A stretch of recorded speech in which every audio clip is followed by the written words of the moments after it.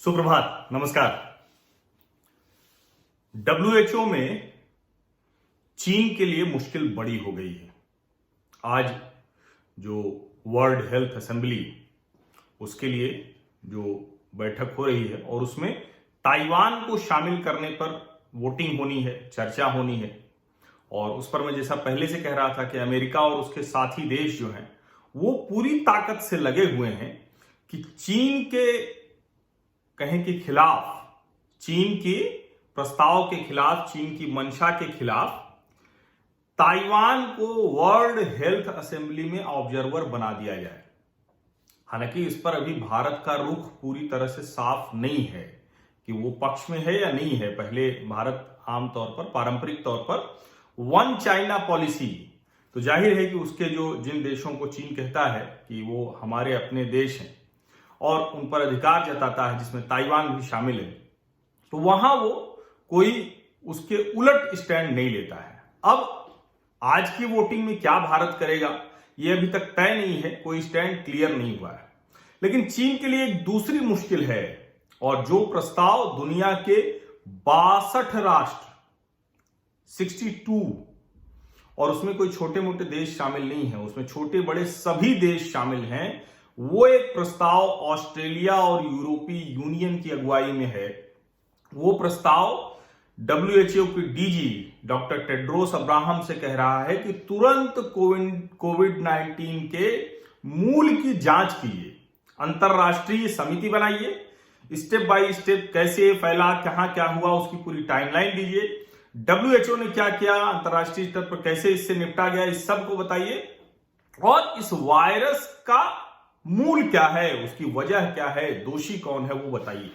जाहिर है इसके खिलाफ है पूरी तरह से चीन, क्योंकि अगर ये आगे बढ़ता है तो सीधे सुई चीन की तरफ जाती है, क्योंकि चीन के वुहान शहर में ये शुरू हुआ था और वहीं पहला वायरस पाया गया, पहला संक्रमण। और उस पर कई तरह के साजिशी सिद्धांत वो सामने आते रहते हैं। लेकिन जो सबसे बड़ी चीज है कि दुनिया आज अगर एक महामारी में, और दुनिया आज अगर पूरी तरह से लॉकडाउन का शिकार हो गई है, बंदी का शिकार हो गई है, तो उसकी वजह यही वायरस है।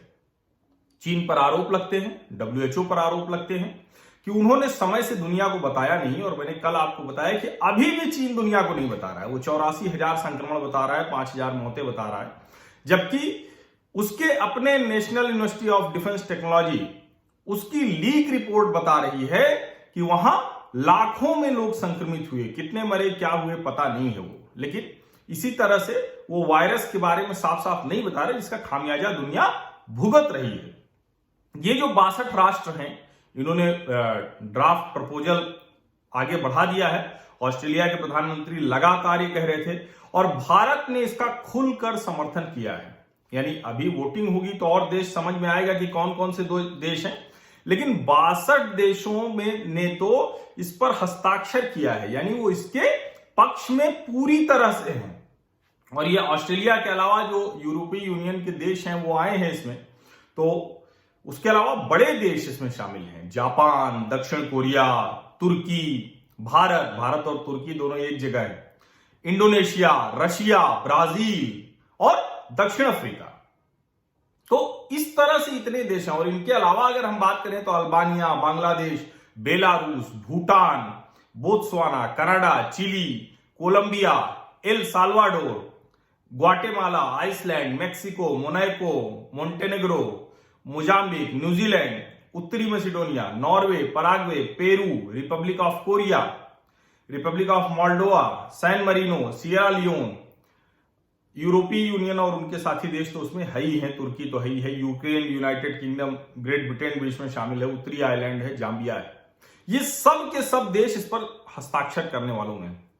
ये पहली बार है जब भारत ने कोविड-19 के मुद्दे पर एक स्टैंड लिया है, एक जगह जाकर वो खड़ा हो गया। अभी तक वो ये कह रहा था कि पहले इस महामारी से हम निपट लेते हैं, सही समय पे हम इसकी बात करेंगे। लेकिन मुझे लगता है कि अब वो सही समय आ गया है। ये जो प्रस्ताव के समर्थक देश हैं, जिन्होंने सिग्नेटरी जिनको कहते हैं, जो हस्ताक्षर करते हैं, ये तुरंत कह रहे हैं कि एक अंतरराष्ट्रीय समिति बनाई जाए। अब वो मंजूर होगा या नहीं, कैसे वो आगे बढ़ेगा, वो देखने की बात होगी। लेकिन आप समझिए कि जो संयुक्त राष्ट्र सुरक्षा परिषद है उसके 5 में से 3 सदस्य यूके, रूस और फ्रांस इसके प्रस्तावकों में से हैं। और यहां मतलब मैं बार बार इसको अंडरलाइन कर रहा हूं कि भारत ने पहली बार इस पर एक रुख तय किया है। भारत उन देशों के साथ खड़ा है जो इस कोविड-19 का मूल जानने के पक्ष में है, उसके लिए अंतर्राष्ट्रीय समिति बनाने के पक्ष में है।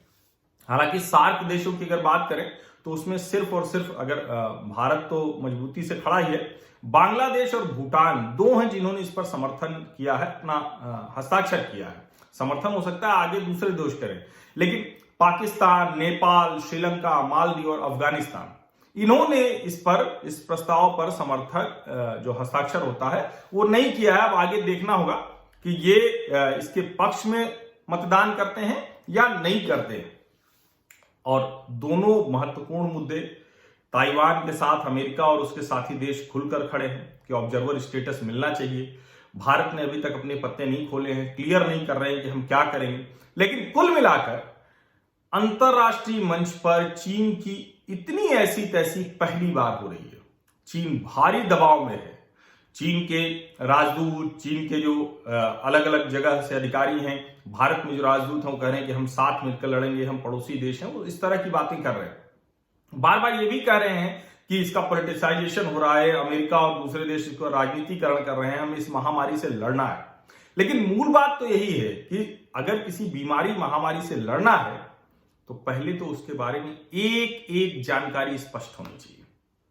अगर आप उसको छिपा रहे हैं, अगर आपने कुछ जान लिया उसको नहीं बता रहे हैं, आप जो नहीं जान पाए उसको नहीं बता रहे हैं, और किस तरह से वायरस फैला, क्या हुआ, वो सारी वजहों को आप एक तरह से कहें कि कवर अप करने की कोशिश कर रहे हैं, तो बहुत जरूरी है कि दुनिया के देशों को यह अधिकार मिले, एक समिति बने और वो ये जाने कि आखिर क्या क्या हुआ, कहां कहां गड़बड़ हुई और कैसे इसे ठीक किया जा सकता है। तो आज इंतजार है, देखिए इस पे क्या होता है। लेकिन सुबह सुबह, ये कल रात की खबर है और चूंकि देर रात में मैंने सोचा, फिर मैंने कहा चलिए सुबह ही आप लोगों को ये जानकारी दूंगा।